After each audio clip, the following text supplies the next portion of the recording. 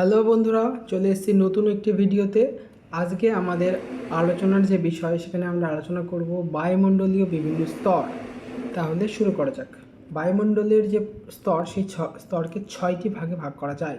এই 6টি ভাগের মধ্যে প্রথম ভাগ হলো ট্রোপোস্ফিয়ার, দ্বিতীয় হলো স্ট্র্যাটোস্ফিয়ার, তারপরে মেসোস্ফিয়ার, তারপরে থার্মোস্ফিয়ার, তারপরে এক্সোস্ফিয়ার, তারপরে ম্যাগনেটোস্ফিয়ার।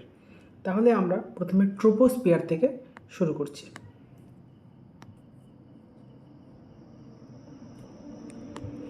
আচ্ছা, এই যে আমরা দেখতে পাচ্ছি এই জায়গাটা পৃথিবী রয়েছে। এবার এইগুলো পৃথিবীর ওপরের বায়ুমণ্ডল, মানে এই অংশটা পুরোটাকে আমরা যদি গোল ধরি, এরপর থেকে আমাদের বায়ুমণ্ডল শুরু হচ্ছে।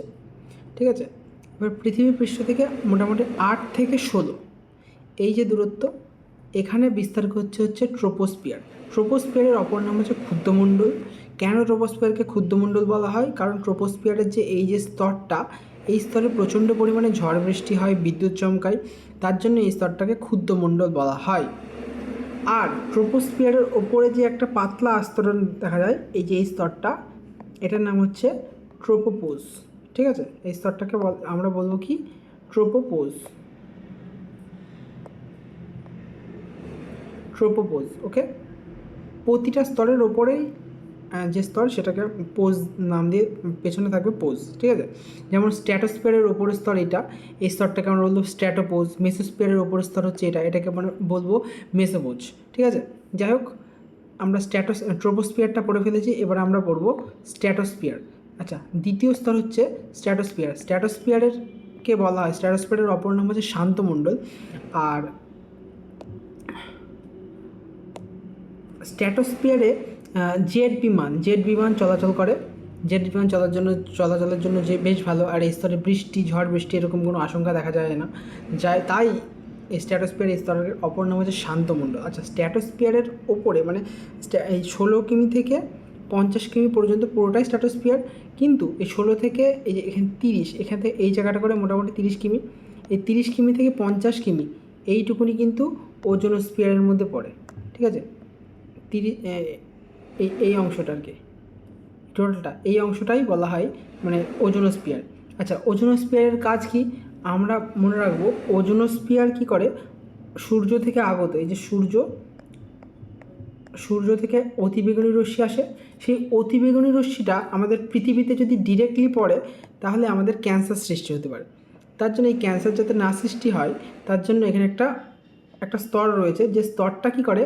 অতিবেগুনি রশ্মিটাকে শোষণ করে নেয়। এই অতিবেগুনি রশ্মি আসছে, সেই অতিবেগুনি রশ্মিটাকে শোষণ করে নেয়, যার কারণে এই অতিবেগুনি রশ্মিটা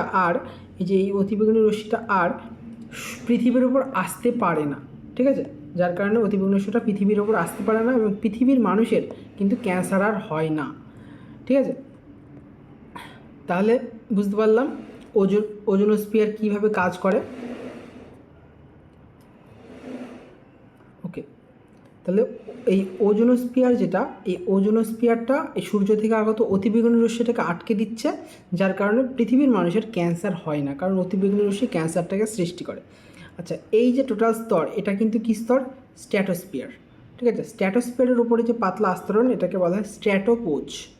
ওকে, এরপরে আমরা পরবর্তী যে স্তর সেটা আমরা একটু দেখব, সেটা হচ্ছে মেসোস্ফিয়ার। কি?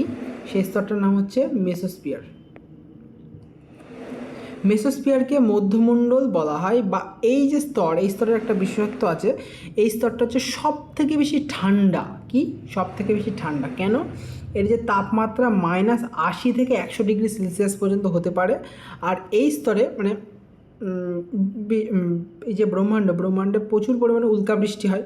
এই উল্কা এই স্তরে যখন আসে না, তখন ধ্বংসপ্রাপ্ত হয়ে যায়। মানে উল্কা এই স্তরে এত ঠান্ডা থাকে, এই যে স্তরটা মেসোস্ফিয়ার, এই স্তরে এত ঠান্ডা, এই স্তরে যখনই কোনো উল্কা আসে, এবং সেই উল্কাটা ধ্বংসে অর্থাৎ ছায়ে পরিণত হয়ে যায়, মানে একেবারে বরফ হয়ে যাবে এখানে আসতে। -80 থেকে 100 ডিগ্রি উল্কা, মানে আগুনের গোলা থাকে সেটা। আচ্ছা, মেসোস্ফিয়ারকে মধ্যমণ্ডলও বলা হয়। আর এটা কি বিশেষত্ব? কি? এই স্তরটা সব থেকে বেশি ঠান্ডা। আর মেসোস্তরের যে ওপরের যে পাতলা আস্তরণ, সেটাকে বলা হয় মেসোপোজ। আচ্ছা, পরবর্তী স্তর আমরা দেখব। পরবর্তী স্তর হচ্ছে থার্মোস্ফিয়ার। পরবর্তী স্তরটা কি? থার্মোস্ফিয়ার। আচ্ছা, থার্মোস্ফিয়ারটা আমরা একটু পড়ে নিই। থার্মোস্ফিয়ার হলো 4 নম্বর স্তর।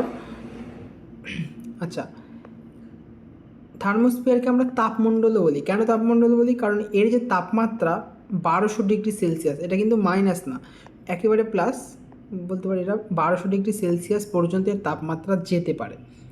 আর এই স্তরে মেরুজ্যোতি বা সুমেরু প্রভা দেখা যায়। মেরুজ্যোতি বলতে কি কি বোঝায় আমরা একটু নিচের পেজে একটা ছবি আছে, সেই ছবিটা আমরা একটু দেখে নেব।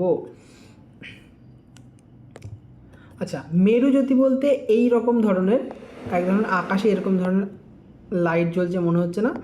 এই যে এটা হচ্ছে মেরু অঞ্চলে দেখা যায়, কুমেরু আর সুমেরু অঞ্চলে দেখা যায়, যেটাকে বলা হয় অরোরা অস্ট্রালিস, আর একটা হচ্ছে অরোরা বোরিয়ালিস। ঠিক আছে, যেটা আমরা তোমাদের ভূগোল বইয়ে তোমরা অবশ্যই দেখবে। আচ্ছা, যাই হোক, এবার আমরা আমাদের আলোচনায় ফিরে আসি। আমরা পড়ছিলাম থার্মোস্ফিয়ার। থার্মোস্ফিয়ারের এই স্তরটাতেই আমাদের অরোরা অস্ট্রালিস বা অরোরা বোরিয়ালিস, বা এক কথায় বলতে গেলে মেরুজ্যোতি কিন্তু এই স্তরেই দেখা যায়। আচ্ছা, আর থার্মোস্ফিয়ারের যেটা থার্মোস্ফিয়ারকে তাপমণ্ডল বলা হয় কেন? কারণ এই স্তরের তাপমাত্রা সবচেয়ে বেশি থাকে। আর এছাড়া এই থার্মোস্ফিয়ারের ওপরে বলতে পারি যে আমরা পাতলা করে একটা স্তর থাকে, যেখানে যে স্তরটাকে বলে আয়নোস্ফিয়ার। এখানে বেতার তরঙ্গ প্রতিফলিত হয়, অর্থাৎ রেডিও তরঙ্গ এখানে প্রতিফলিত হয়। অর্থাৎ এই যে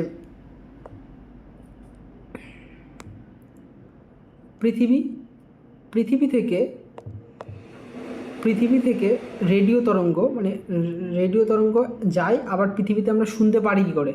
এই স্তরটার মাধ্যমে। ঠিক আছে, যাই হোক, এরপরে আমরা পরবর্তী স্তর পড়ব। পরবর্তী হচ্ছে 5 নম্বর স্তর, যে স্তরটার নাম হচ্ছে এক্সোস্ফিয়ার। 5 নম্বর স্তর, সেই স্তরটার নাম হচ্ছে এক্সোস্ফিয়ার, যাকে বলা হয় বহিমণ্ডল। আচ্ছা, এই স্তরের বিশেষত্ব কী? মোটামুটি 600 কিমি থেকে 1500 কিমিতে এই স্তরের বিস্তার লাভ করেছে। এই স্তরটাতে যে বায়ুমণ্ডল, এখানকার যে বায়ু, সেটা হাইড্রোজেন আর হিলিয়াম মিলে তৈরি হয়েছে। হিলিয়াম আর হাইড্রোজেন মিলে। ঠিক আছে, এই স্তরের যে বায়ুমণ্ডল, এই স্তরটাকে বলা হয় বহিমণ্ডল। আচ্ছা, এরপরে পরবর্তী স্তর, অর্থাৎ শেষ স্তর হচ্ছে ম্যাগনেটোস্ফিয়ার। এই স্তরটাকে চুম্বক মণ্ডলও বলা হয়। কেন? কারণ এখানে একটা চুম্বক ক্ষেত্র রয়েছে। আর এই স্তরের যে বিস্তার, সেটা হচ্ছে 1500 থেকে 10,000 কিমি পর্যন্ত, একেবারে বাইরে। এরপরে যতদূর যাবে পৃথিবীর বায়ুমণ্ডল, যতদূর পর্যন্ত বিস্তার লাভ করবে, ততদূর পর্যন্ত এই স্তরটা চলতে থাকবে। ঠিক আছে, তো আজকের এই ভিডিওতে আমরা এতদূর পর্যন্ত জানলাম। যদি এই ভিডিওটার PDF পেতে চাও, তাহলে অবশ্যই কমেন্ট বক্সে আমাকে জানাবে।